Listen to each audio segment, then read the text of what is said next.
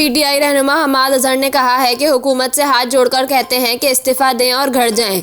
लाहौर में press conference करते हुए हमाद अजहर ने पीडीएम हुकूमत पर वार करते हुए कहा कि ये हुकूमत पाकिस्तान की तारीख का सबसे बड़ा सानिया है। उन्होंने कहा कि एस्टेब्लिशमेंट को कहा जा रहा है कि इलेक्शन हुए तो IMF के साथ मुआहदा नहीं होगा। वजीर आजम शहबाज शरीफ सामने आकर इसकी वजाहत करें। दूसरी जानिब हमाद अजहर के बयान पर वजीर आजम के कोऑर्डिनेटर बिलाल कयानी मैदान में आ गए और कहा कि आपको बतौर वजीर खजाना 2 हफ्ते बाद ही नाअहली पर ओहदे से चलता किया गया। चुप करके बैठो और कुछ शर्म करो। बिलाल कयानी ने कहा कि आपकी हुकूमत ने IMF के साथ वादा खिलाफी करके पाकिस्तान को डिफॉल्ट की तरफ धकेला और मौजूदा हुकूमत की IMF प्रोग्राम की बहाली की कोशिशों को भी सबोताज किया गया।